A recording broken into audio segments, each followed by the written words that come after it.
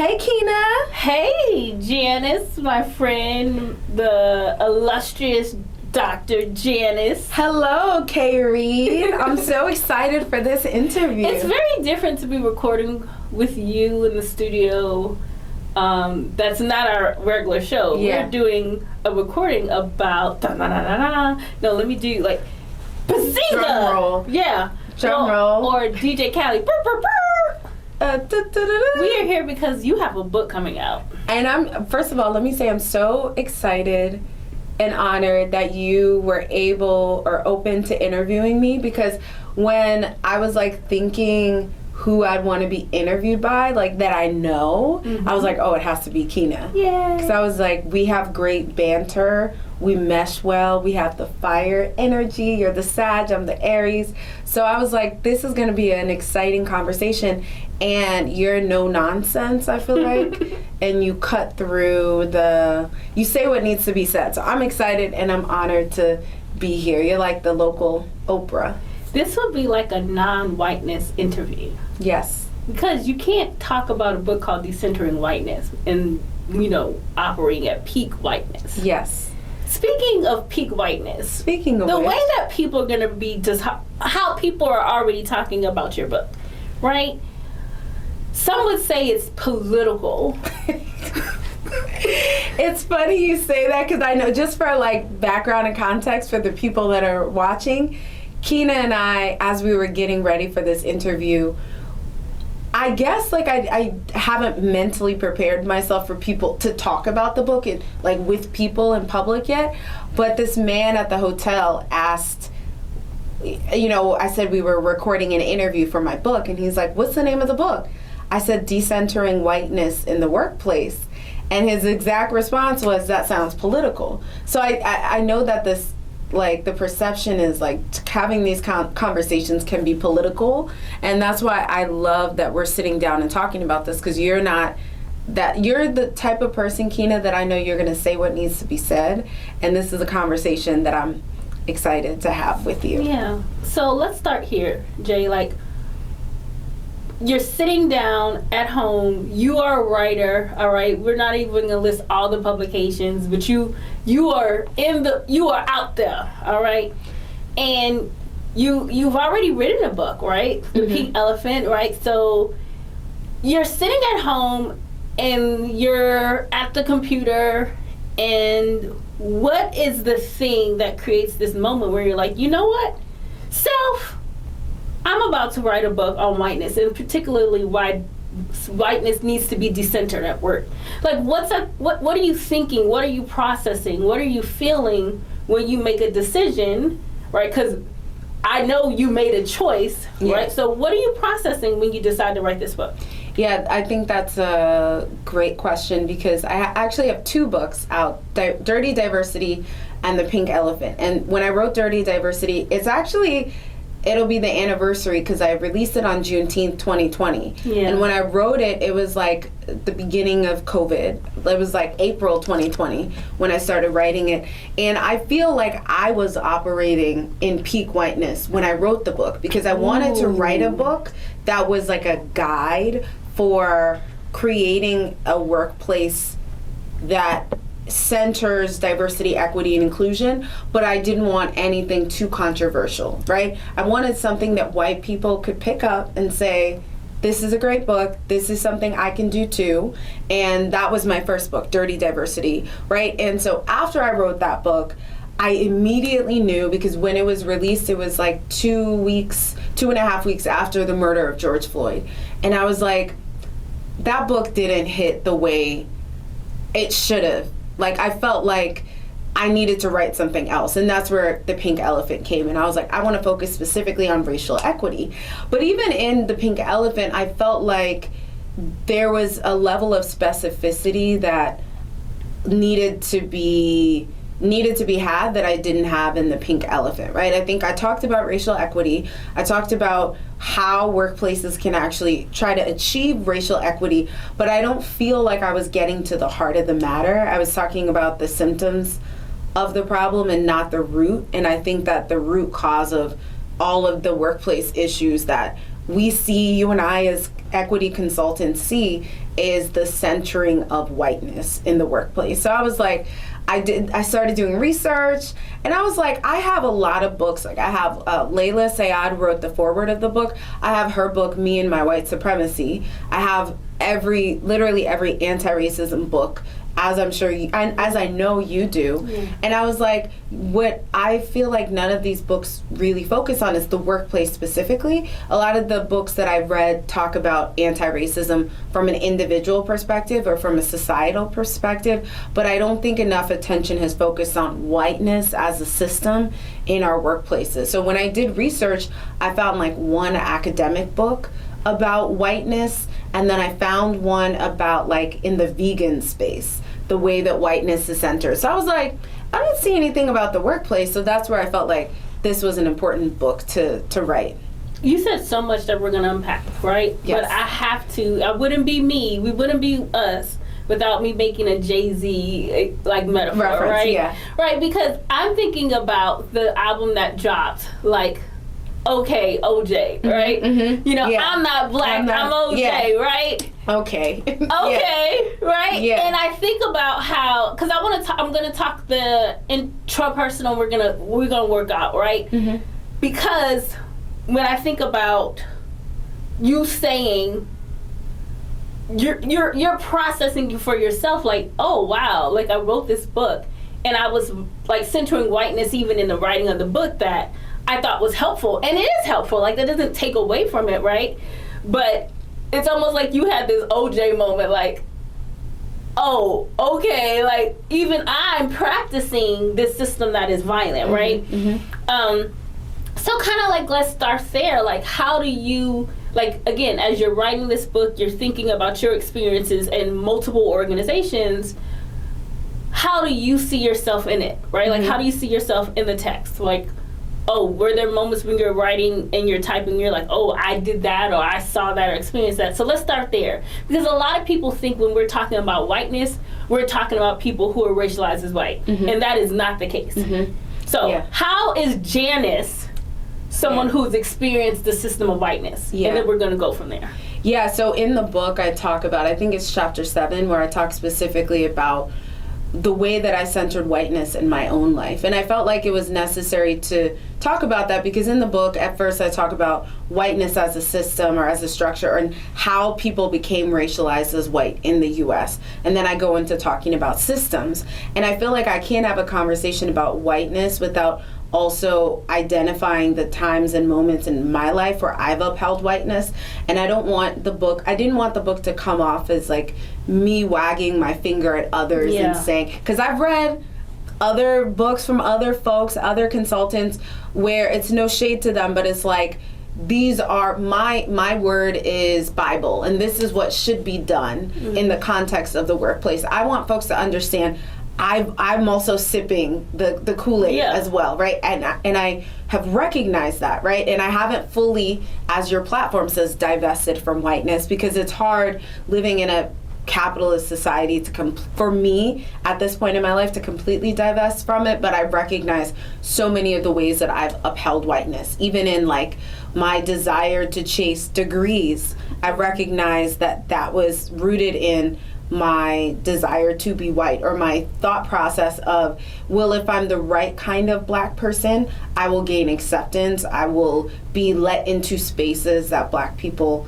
normally aren't let into and aren't opened up into. So I think that even my desire for just like, I need this degree, I need that degree, my reluctance to go to an HBCU, I talk about that in the book, and how like even as somebody whose father taught at multiple HBCUs in the South, I was still hesitant and I didn't want to go there, right? I could have gone there for a heavily discounted rate, but I just kind of felt like, there was a negative connotation that I associated with going to a historically black college. So I at this point in my life can sit and recognize the ways that I've sort of upheld whiteness, and I feel like part of the process of decentering whiteness is recognizing ways that you still uphold whiteness. And I think it's easy to point the finger at other people without being transparent, especially for non-white folks, right? Because what I notice is when having this conversation,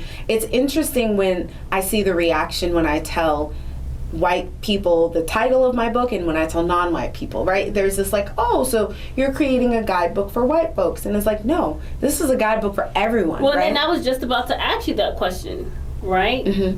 I think it's going to be possible when this book is on the shelf, someone who looks like you or I to be like, that ain't for us. So is it for us? Yeah. Tell us who the book is for. I feel like anyone in the workplace that has the ability to influence and impact workplace decisions, right? So HR folks, because the majority of the people that work in human resources in any of the fields and the spaces, regardless of whether you're in corporate or academia, majority of human resource folks are white women, right? And so HR people, managers, supervisors, right? Even someone who seemingly doesn't have any power, right, in the workplace, I think that there's a space for you to read this book. Anyone working within an organization or institution, because I think all of us in white supremacist societies, all of us center whiteness. And so I think you can't sort of think that you're somehow divorced from the centering of whiteness, even in countries where you wouldn't necessarily think that that's an issue. I think people also think that this is like an American thing, centering whiteness, but you go to other societies and I feel like whiteness is prominent around the world, and anti-blackness is a universal experience. Yeah.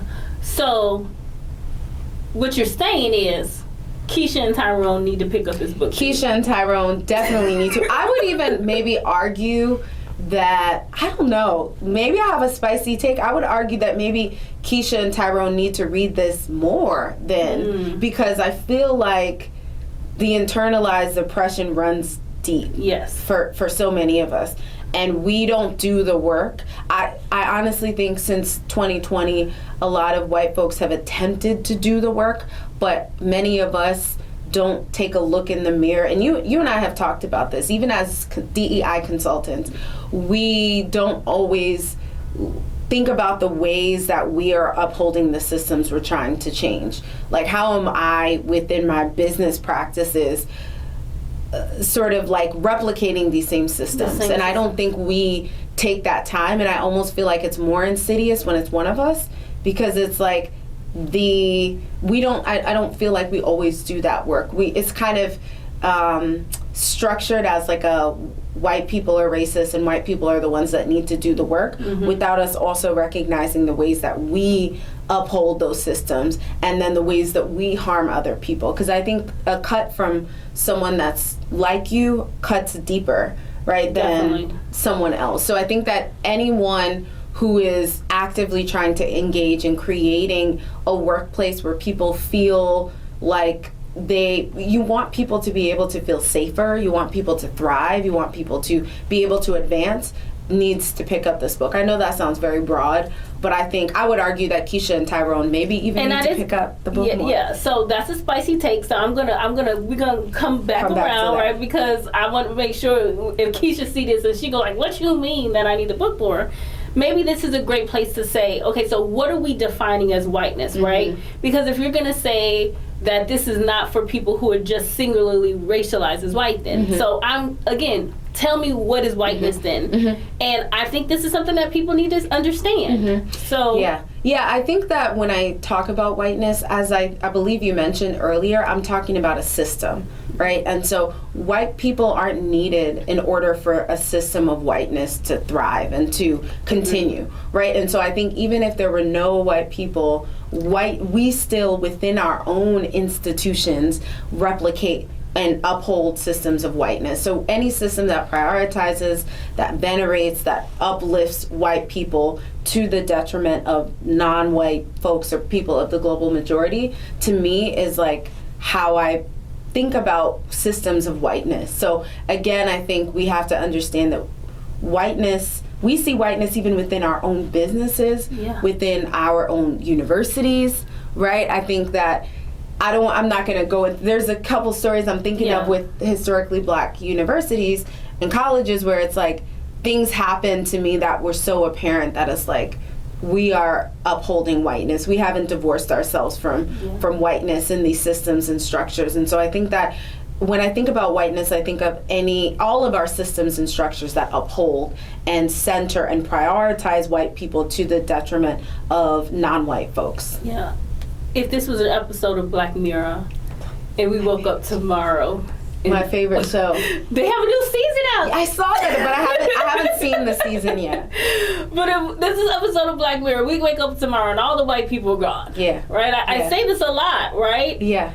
It's not people of the global majority walking around free, right? All of those things will remain. So I think this is a really great way to like think about like, you know, the anti-blackness that is also like, you know, kissing cousins, right? Because I often would say that you don't have whiteness without ongoing anti-black genocidal projects.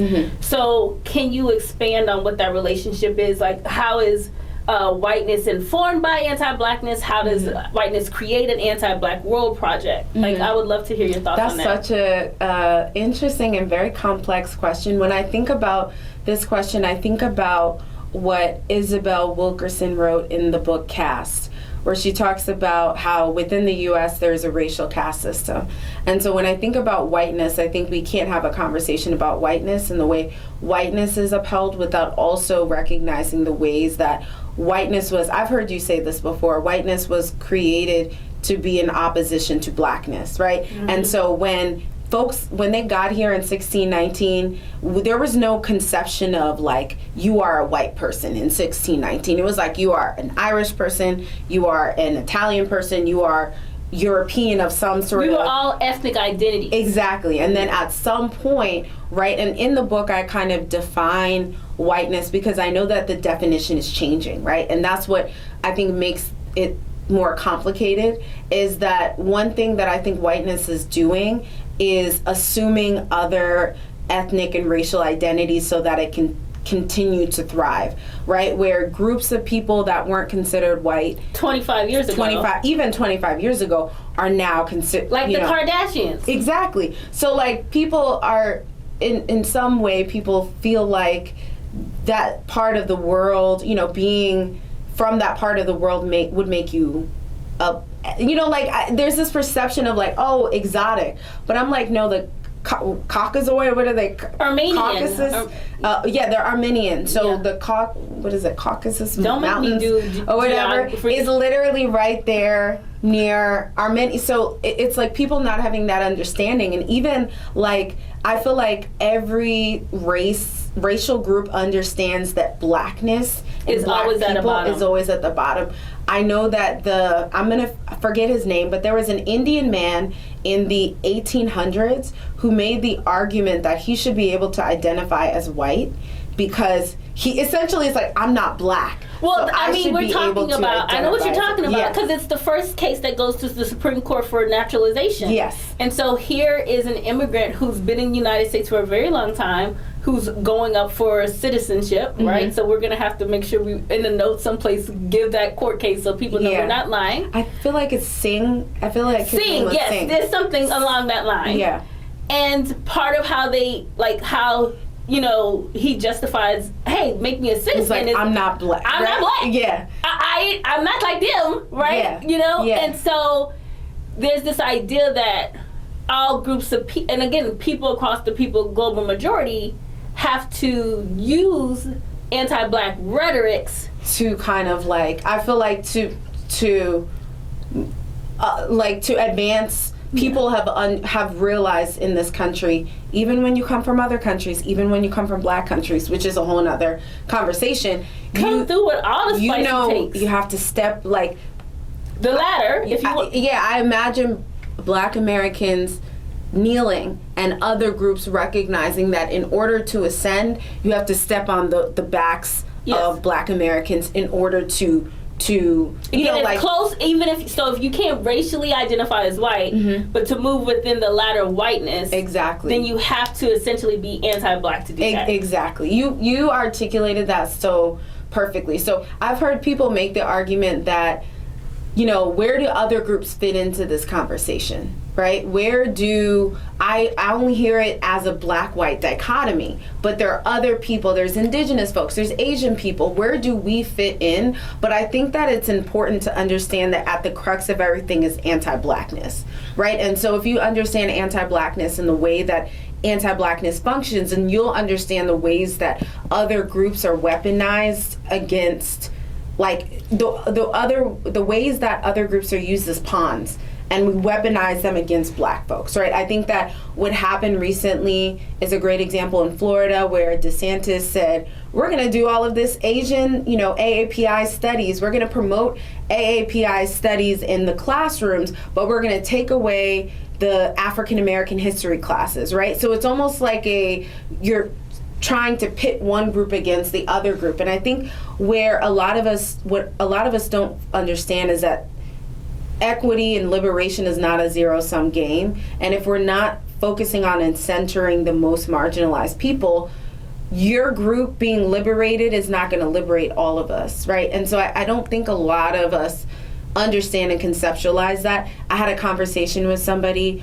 where he was saying that he felt like there was too much focus on the LGBTQIA plus community. He felt like it was to the detriment of the black community. And I had to explain to him, there are black LGBTQIA plus people. Mm-hmm. So you're acting like they're two separate groups of people. And I tried to say to him, in every group where there are every group has black people, black disabled folks, black folks of all walks of life. We experience the most severe forms of marginalization and harm. So we have to think about the ways that anti-blackness functions when we're having conversations about how whiteness also functions, right? I don't think you could talk about one without talking about the other.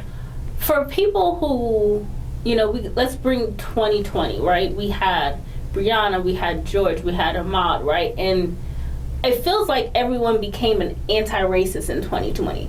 So for people who look at this book and say, decentering whiteness in the workplace, but we need to focus on racism. Like, how would you respond to that? What's the relationship between those two conversations? Mm-hmm. I'm an anti-racist. Mm-hmm. I don't have time to decenter whiteness. Mm-hmm. I mean, like, how do those things reflect or inform each other? I actually think you can't create an anti-racist environment if you're actively centering whiteness. Wow. So I think that let me take my books, for example. I don't think I got to the crux of the matter in my books. And I'm okay with saying that, because I feel like we're all evolving and learning in our own journey. So I can look at the books that I put out and honestly recognize that I wasn't getting to the heart of the matter and the heart of the fact that part of the problem is, even in me writing this, I'm centering whiteness.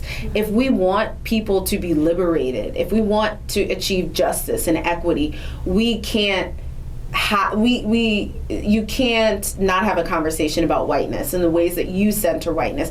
Anti-racism is great, but I feel like you can't be an anti-racist if you're actively centering whiteness. And it feels safer to say I'm an anti-racist than to say I'm trying to decenter whiteness, right? Mm-hmm. Because I know that white people may feel like this is an attack on them, right? And even in, just the conversation that you and I had with the older white gentleman who was like, this book sounds political, right? It's like this sort of like, when you hear that word, I feel like there's like a visceral response. And so part of me was like a little bit nervous about including anything white or with white in the title. But then I felt like the reason why, like you said, in 2020, all of these DEI initiatives and programs and all of these efforts were being put forth, but I don't feel like in a lot of workplaces we were achieving anything. We were just like a hamster wheel, running and running and running. And I think part of the reason is because we're talking about all of these things, but we're not getting to the heart of the matter. It's like you're in a relationship and it's like I feel like you're not talking about the source of the issue. You're like, it happens, you have an argument and you're sort of sweeping it under the rug, and then it keeps happening and it keeps happening. And it's like, we're not addressing the elephant in the room. We're not talking about the reason why we're not able to achieve equity is because all through our systems and structures, because it happens throughout society. Our whole society centers and prioritizes whiteness. So it's only natural that our workplaces will. But if we're not having conversations about that, we're talking about how to be an anti-racist. And I think that's great. But I think after I learn how to be an anti-racist, the systems and structures will still be, will still center I mean, like, whiteness. I was just thinking about, you spend a lot of just so much of your intellectual properties around hair discrimination. And so, yes, if we're having a conversation around racism, then we can talk about the policies that exist in an organization that allow people to have hair discrimination. Mm-hmm. But I think the conversation you're now bringing to the table is like, okay, yes, we can talk about discriminatory hair practices, but why is it that people feel like what grows out of my head is bad in the first place, right? And that's where the anti-blackness comes in, right? Yeah. Because, like, how do we get here? Yeah. I feel it's so funny you say that, because I feel like we don't want to talk about anti-blackness and we don't want to talk about whiteness. Even in the hair conversation, people talk about hair discrimination, right? But even within the natural hair community, there were hierarchies, right? When in the 2010s, when the natural hair community blew up, when I saw all these YouTubers, the YouTubers have a certain aesthetic.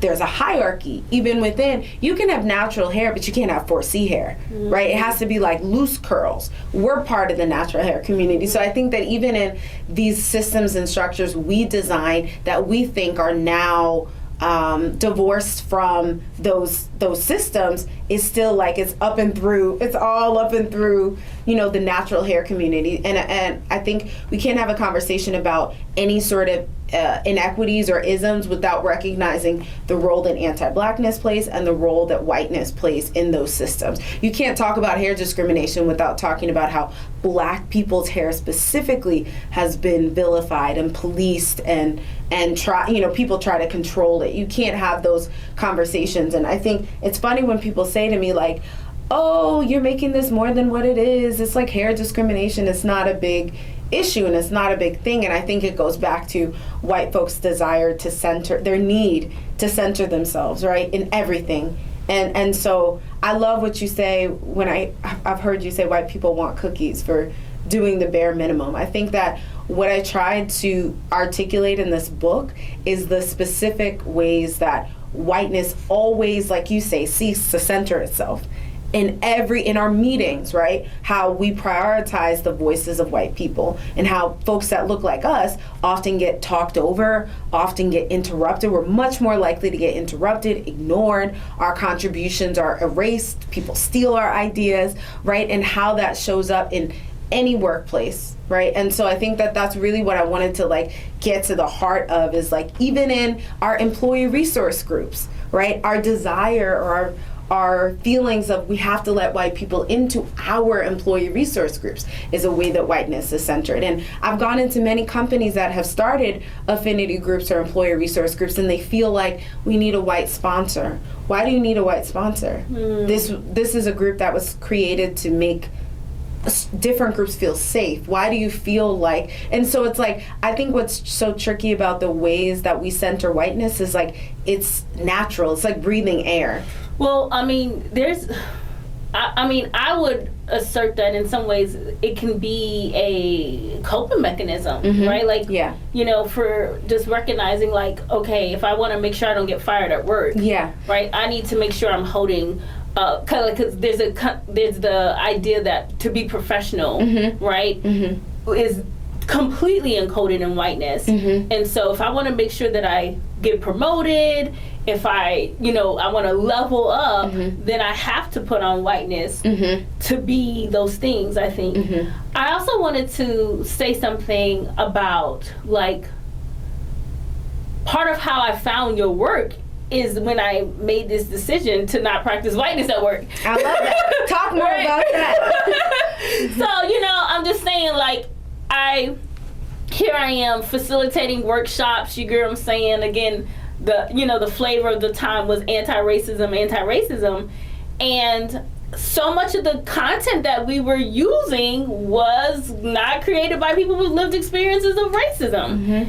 And I was like, I know that somebody black has said the thing that I want to say in this training, right? And this is me on the Google, like, today I'm gonna find a black woman, and I found your work. And it was a reminder, and I mean, so obviously you're dope, but it really was a reminder that in order to shift, I had to make a decision. And that decision also meant, like, not doing the first 5 Google takes. You get what I'm saying? It was, and that's hard. Right, so I think you brought up so many good points. It's hard to do that, right? It's hard to actively decenter whiteness. It's hard to tell myself, I don't need to lay my edges, right? It's hard. It's not, so, and that's one of the things I talk about in the book is how hard it is. We live in a society where it's like breathing. Centering whiteness is breathing air. So for you to tell me I can't breathe this air and what I've been doing for the entirety of my life. I'm a fish in water. Right, it's like, what do I do instead of, how do I navigate? It's like, what's that Leanne Rimes song? How do I live without you? Like, not whiteness be right. Well, that's you think about people, and this is a really simple thing, right? People who Americanize their names, right? A perfect example. So my dad, a lot of people don't know this. My dad Americanized our name because our name is a traditional Cameroonian name that has an N in front of it, but he thought the N would keep getting mispronounced and he wanted our name to be more Americanized, so he took the N off and it's Gassam. And what I can recognize is when people see my name, they feel like it's American, right? People don't know that I'm Cameroonian, right? Growing up, folks thought I'm Black American, and I actually like that because I was like, I don't want to have to go into talk about my heritage and this and that. So it helped me to assimilate. But now as a 30-something-year-old, I'm like thinking about how sad it makes me that a part of my culture was completely removed, right? And I was telling my mom before I got married that I actually wanted to change it back. Right, and I wanted to like legally do the process to put the end back because that's like that's like part of who you are. And what I love is something I've heard you say is like, what do we lose? What do you say about what do we lose? Well, the exchange, which I think this is a great pivot because I was going to ask you, we got to talk about the whites, folks, though, right? You can't have a conversation around decentering whiteness without talking about Becky and Todd. Yeah. We got to talk about Becky and Todd. What you're referring to is what I call the great exchange, right? What happened when people exchange the truth of their ethnic heritage for the lie of whiteness?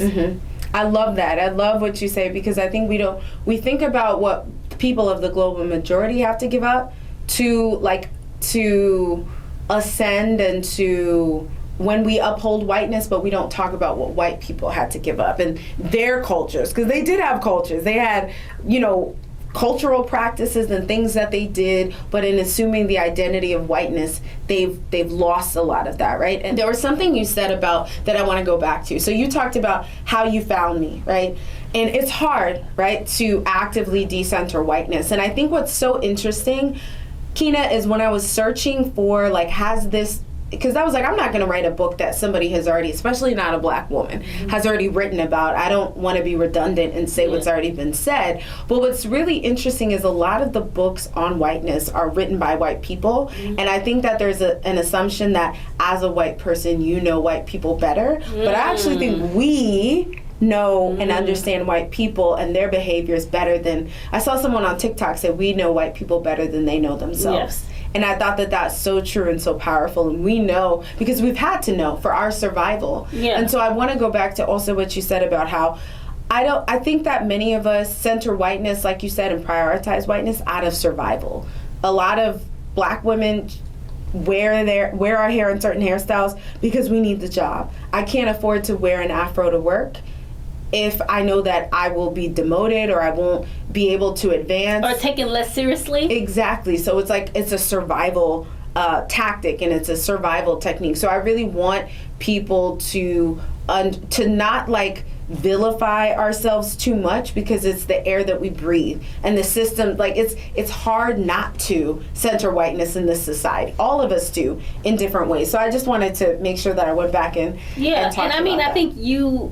I think I've heard you talk about this in several instances of like being a child of an immigrant, and like I've seen this not just with you, but I've seen these stories a lot of like immigrant kids not wanting to bring certain food to school, or like throwing away their lunch because they don't want it to smell weird in the cafeteria. Yeah. So all of these things that, again, people, Black, Indigenous people of the global majority have done to assimilate into whiteness so that they don't have to be the victims of supremacy culture. Mm-hmm. So they don't have to feel like the odd person out. Mm-hmm. And then I think that's part of the exchange too, right? You're like, okay, if I'm just like every other white person here, Mm-hmm. then maybe I'll get the security and the privilege and the benefits that come with whiteness. Exactly. And I think what many of us soon learn at some point in our lives is that nothing we do will ever provide us with that protection, right? There's so many celebrities. Oprah is a great example. She, as a billionaire, she thought she could go over to Europe and not experience racial profiling. She experienced in whatever luxury store she was in, she was racially profiled. A$AP Rocky is an excellent example. A$AP Rocky, years ago,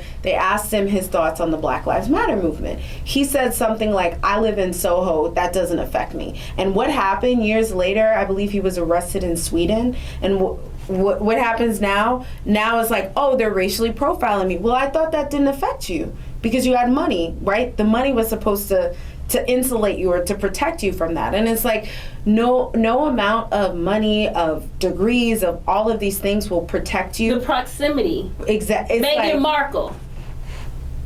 That's a great example. And I have like mixed feelings about her because I'm not so mad like about her. Like, I believe her when she said she moved through the world as a white woman. She didn't, like, I'm not mad at her for not recognizing that racism was a thing, right? I know she said something like, oh, I never knew it was this bad. I understand that because you identify however you move through the world, however people see you. So I'm not so mad at her, but I think that at the end of the day, you being the wife of whoever, none of that will protect you. And I love I believe it's Audre Lorde has a book, Your Silence Will Not Protect You, or Your Silence Will Not Save You. I love that because I feel like 100%, like none of these things that you buy or you purchase will protect you. Whiteness is like a system that feeds on everything. Yeah, I mean, and what's ironic, and we were talking about Becky and Todd, is that whiteness doesn't even protect white people. That's it.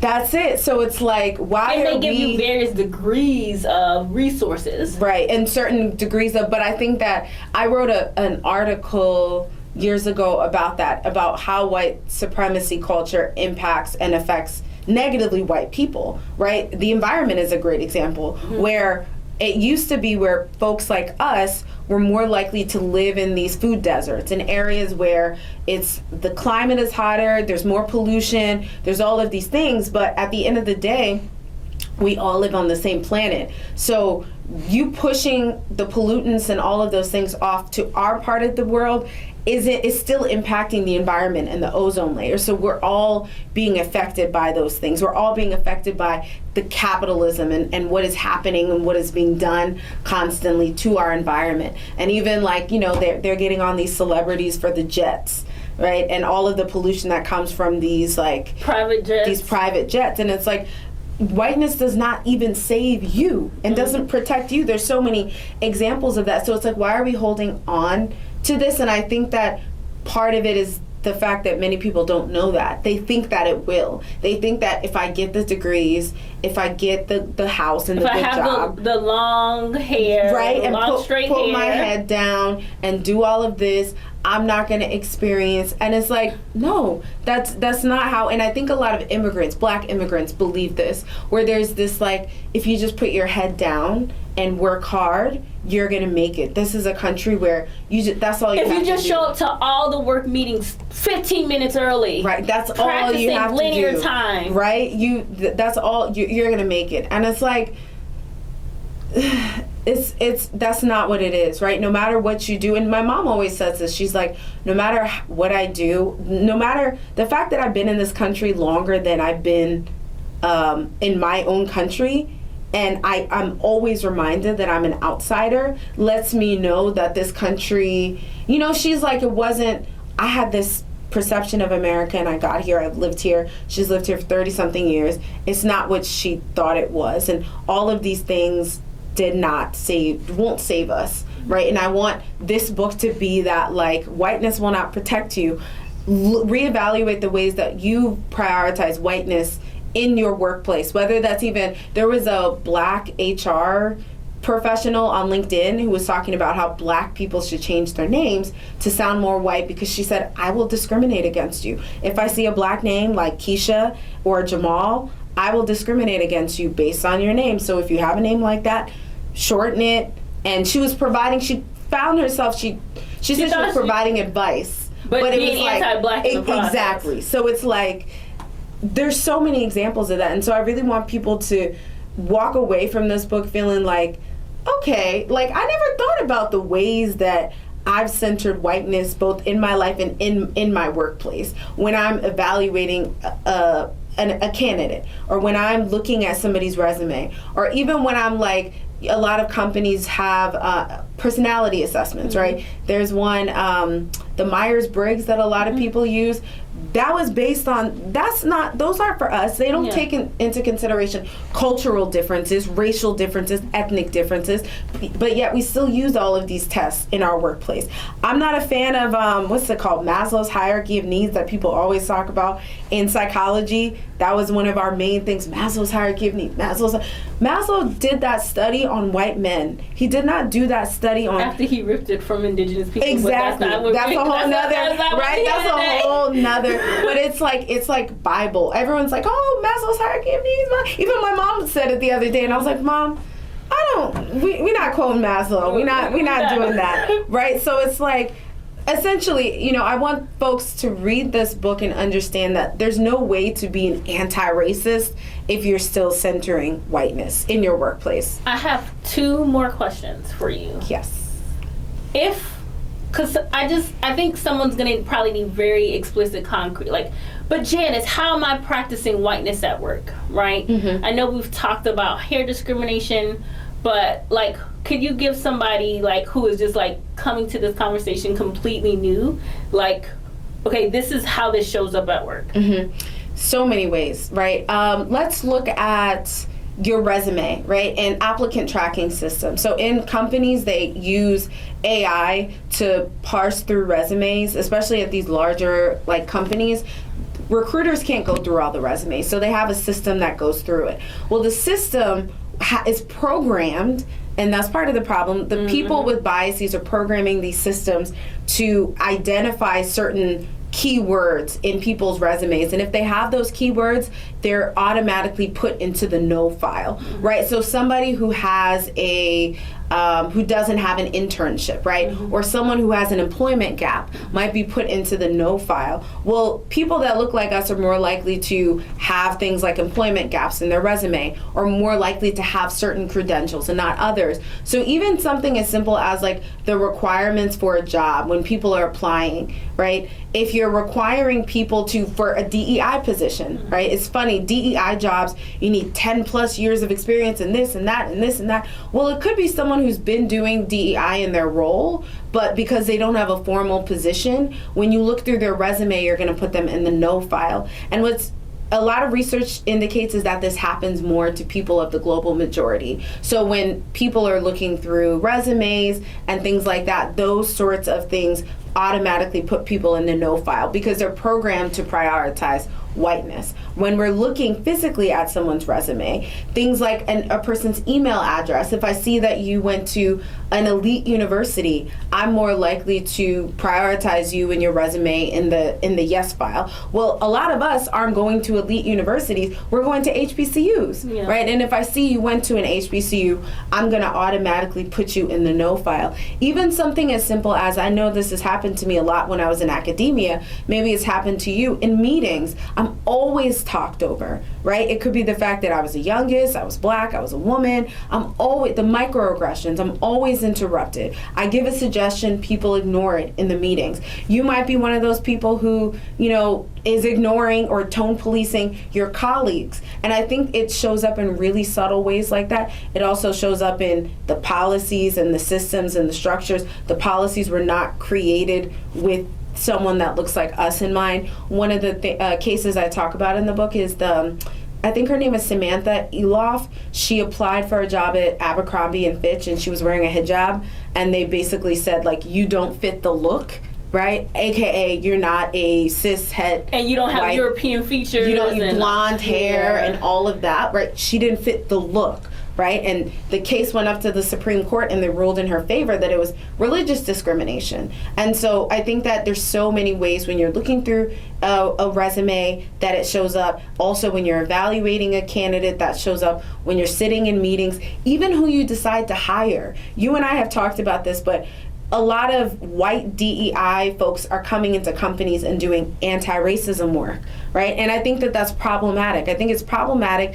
that you're hiring white-led firms to do this type of work. You're hiring people to like lead others in navigating oppression that they've never experienced themselves. So I think even in the vendors that you hire to do work, to the people you bring in to speak to your company, don't often look like us. And so the ways that we prioritize whiteness, there's so many. I mean, whiteness doesn't value lived experience. Exactly. So it's like, well, we're going to hire this person who has no conception of, someone told me that she worked in a hospital system and they hired someone to do a microaggressions workshop. It was a white woman, and she was, this person that was telling me this, she was like, it felt like a microaggression that they brought in this white woman who has no understanding of racial microaggressions to lead a discussion on microaggressions. And so it's things that we don't even really think about, like the vendors and the suppliers that you're hiring.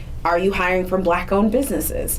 Are you supporting Black-owned businesses? Are you hiring? So it's all of those things. Like, I feel like there's so many. I want to continue talking about what the book is for. Exactly, but I'm like, I don't want to even like go too much into it. But exactly, it's like the fact that when you look in a company, when you ask yourself, is there racial diversity? There often is, but at the junior levels in the company. But as you go higher up, like Jay-Z said, I forget the song, but he's like, domino, domino, always see a few blacks the higher I go. Mm-hmm. And that's what I think of when I think of corporate. Because I think we're there, but it's like the higher up you go, we're not really there, right? And so why is it? You could say as a company, yeah, we're focused on diversity, right? Like Wells Fargo is a great example, and I'm calling them out, right? Because they were doing record scratch. They were doing sham interviews where, they were doing the same thing that the NFL was doing with the Rooney Rule, where they would say, the Rooney Rule is like you have to have a non-white person sitting in to interview for the head coach positions.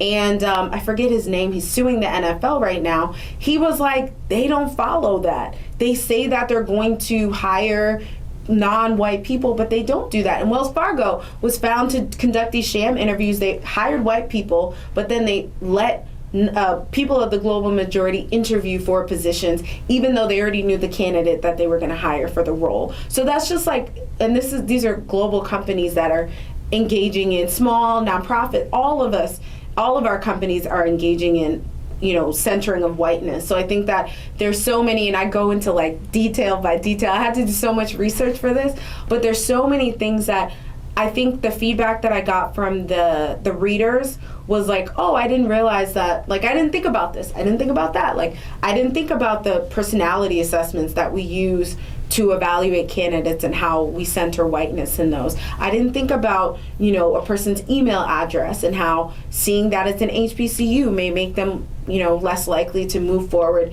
in the interview process. Oh, I didn't think about the applicant tracking systems. So there's like ways that even in these nonprofits, right, which are supposed to be like the beacons of, whatever. The do-gooders. There's still, we're prioritizing whiteness. So I think that there's so many ways that it shows up. I go into detail in the book, but those are just like a few examples. Okay. I wish I physically had your book with me, but let's pretend. Let's play a game of pretending. And as I'm opening the book, like, what do you want to say to the reader, like, before they start this journey? I want to say this book may make your stomach turn a little bit. It's gonna feel uncomfortable.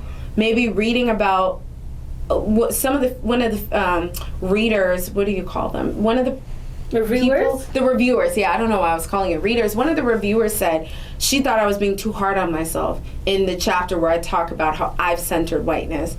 And I was like, I don't think I'm being too hard on myself, because I know that I'm not the only one that does these things. I talk about how growing up I didn't even like rap music. And the reason I didn't like it is because I saw how white people reacted when they heard it. And I was like, oh, it's like not a good thing, right? So even though my brother and my sister loved rap music, and I talk about specifically Make 'Em Say you remember that song by Master P? Yeah. What do you mean? So I talk about how I loved that song, but I didn't like rap music because I was like, white people don't. It makes them uncomfortable, because that was around the era. Cash Make Money. 'Em Say was more late 90s, but in the early 90s is when they had this whole anti-gangster rap campaign. Yeah, they were like throwing the CDs out the window. Yeah, they were like, F the police. But also, what that look like, you bought the CD to throw it away, though. Right? Okay. You still, right? Extra, exactly. Extra. So it's like, the ways that I've centered and prioritized whiteness, I tried to be so honest and candid. So as folks are reading this, I know it might stir up things in them that have been deeply buried inside them, because there are so many things that as I was writing this came up for me. You and I were having a conversation earlier today about nose rings, and I was like, oh, I should have put that in the book. But even like a former friend of mine saying to me, I don't have the nose for a nose ring, right? That comment was rooted in anti-blackness, right? Because my nose was much wider than hers, right? And that's what she meant by that comment. But even like, there were a lot of things that came up for me as I wrote it. So I know folks reading this, a lot of things will come up for them. So I want folks reading this to understand all of us center whiteness, right? It's not like you're the only one, I'm the only one. Whiteness is the air that we breathe. And so the process of decentering whiteness is going to be a lifelong process, especially when you live in a society that everything we do prioritizes whiteness, right? You literally cannot. It was Killer Mike did that episode of his show where he was trying to go a week or go a month supporting only black-owned companies, and he couldn't do it, right? Because we don't have. So it's like it's hard. It's gonna be hard, and it's a lifelong thing. I'm not at a point where I've like decentered whiteness in my life. No, I still center whiteness. I'm not going out of the house and my edges aren't laid. I'm just not gonna do it. When you go to a conference, you be like, oh Lord. Right? Lord. That's why this headband is on, because I don't feel like laying my edges. But like, it's a lifelong. So I want folks reading this to understand like, there's no way to create a workplace where people feel everyone is able to thrive. Everyone feels a sense of joy, and everyone is able to feel a sense of justice and equity if we're not recognizing and actively working to decenter whiteness in our systems and our structure. So it's going to be a journey, but it's necessary. It's what has to happen in order to create the workplace that all of us deserve. The always brilliant, always timely Jay on the mic. Thank you, Jay Nice. Kay Reed. It was wonderful to chat with you. Y'all get the book, use the QR code, do all those things. But thank you so much for I want people, being in this is the community. vision I have for this book. I want people to buy one for yourself, one for that hater at work. Because we know there's always the one. There's gonna be one. So buy Couple one for of you, buy one for the hater at work, and then buy one just to be Give someone one. You know, nice. that's a new policy. We buying books for the haters, Right? this year. It's like, why did you buy me this book? Be like, here you go, Todd. I got you a gift. I got you something I think you'll like.